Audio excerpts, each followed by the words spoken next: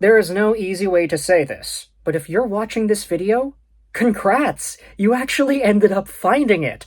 Now don't worry, we'll get into our Montreal Canadiens trade talk and news update shortly, but I just wanted to say at the beginning of this video that I, like many other creators on this platform, on YouTube, have started to experience some really, really bad algorithmic changes. Now, you might say that, oh, Lego, you're just whining about views and whatever. That's normal, right? I can understand that folks might think that, but it's been really weird on YouTube the past few weeks, and you might have actually noticed it too if you scroll around on your browse features on your YouTube homepage. The way YouTube has been recommending videos has been very different and very bad the past few weeks, and it leads to creators like myself, it leads to creators like the ones that you watch and the ones that I watch. A lot of us are not getting recommended anymore, and it's resulted in catastrophic view declines that are unheard of. Lego, kids are going back to school, it's September, of course views are going to drop. Yeah, normally that's the case, but not by this much. I've been doing this full-time for the past 5 years, every single year. August is pretty bad, that's not, abnormal, but September comes around, it always picks back up in September. There are new topics, there are new conversations, everyone's excited. This year, my September views are like halved compared to what August brought, and I'm not even the worst of it. There are so many other channels on YouTube, bigger creators than myself, who have experienced some catastrophic view declines too. So if you're watching this video and you like what it is that you see at any point, please feel free to leave a comment, like it up. I never ask y'all to do this, but I'm gonna have to start doing that now because my livelihood, my career kind of depends on it at the moment, but either way, we still have a show to get into, so let's talk about the Montreal Canadiens, shall we?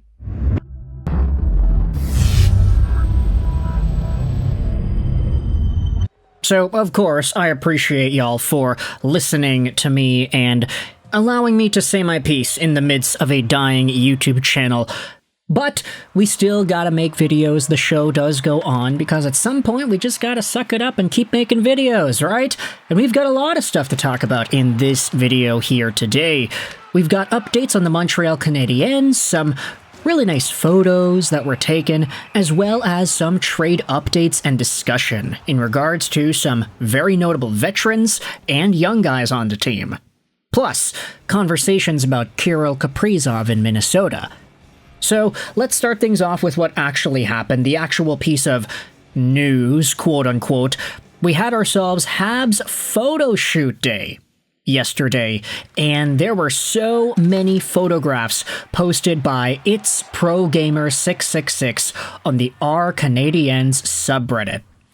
Give this guy a look, because his submitted page on Reddit is full of everything you need as a Montreal Canadiens fan. Photos of Noah Dobson at Habs Photo Shoot Day, Montembeault, Suzuki, Gooley, Hudson, Carrier, Caulfield, Kirby Dach, Anderson, Fowler, Demidov, Slavkovsky, Jaden Struble. I know for me personally, a lot of these photographs are taken in front of a green screen, which makes it a lot easier for me to use them in thumbnails because, hey, that's an easy crop, right? But there are a number of really nice photographs that Montreal Canadiens players ended up taking. Of course, the photos that were posted on Reddit are just kind of behind-the-scenes photos, so they aren't actually the photos that the Montreal Canadiens social media team ended up taking, but they are, of course, nice to see. Habs fans will be getting a kick out of this. If you have any ideas on potential wallpapers or what have you, feel free to make and post those online. But let's dive into some of the Montreal Canadiens trade updates we have seen. I'm going to leave a few links in the description to articles on donlescoulisses.com because they cite some commentary made by Renaud Lavoie and Marco D'Amico that we're going to be looking at today. But this is what Renaud Lavoie ended up speaking out about in regards to potential Canadiens trade options. Take a look at this. On a recent episode of Le Club du Matin, Renaud Lavoie, who is good at delivering relevant information every morning on air, spoke a little about the veteran trade market. From what angle? He wanted to address the fact that a few months ago, Brendan Gallagher's name had been circulating in the rumor mill. David Pagnotta mentioned the Habs had made Gallagher available. And Renaud Lavoie said this: "There's no way the Canadiens want to part with Brendan Gallagher. The organization's respect for this guy is very, very high." You then had Anthony Desaulniers on the program ask Renaud Lavoie if there was really a demand for a guy who doesn't play up to his $6.5 million per year contract. And Lavoie told him, "You'd be surprised." In other words, Brendan Gallagher has a good reputation around the NHL, and if he were available on the trade market, other clubs would be interested. I also have questions about whether Gallagher could really be traded, even with salary retention and if the cap goes up, but I have no doubt that he is loved in Montreal and that the club doesn't see the benefit of sending him elsewhere. This article, by the way, was written by Charles-Alexis Brisebois. Again, it's linked in the description.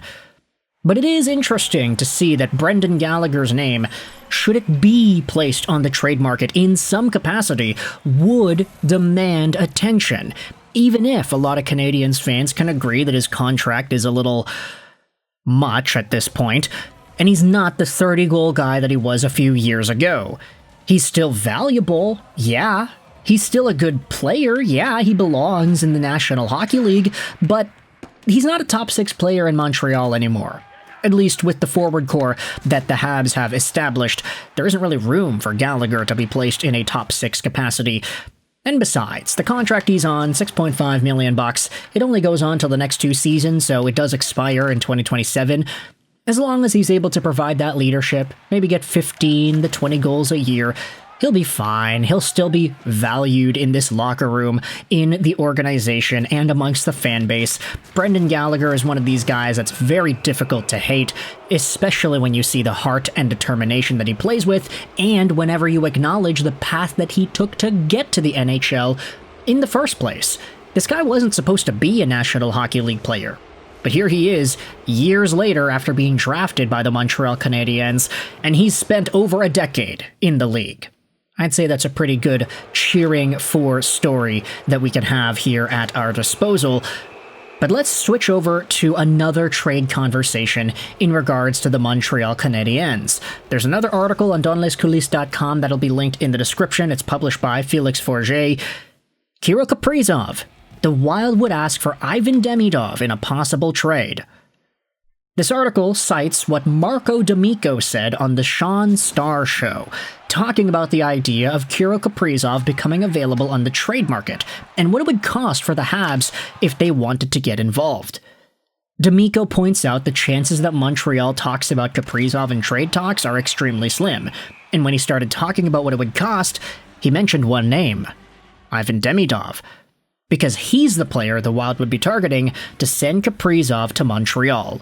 The discussion then evolves into what Montreal would instead be willing to offer, probably something in the Cole Caulfield or Juraj Slafkovsky realm, and clearly the club would have to add something extra. Simply giving away one of these two players would clearly not be enough, and considering that Kaprizov will be looking at $16 or $17 million a year in his next contract, that's starting to get very expensive.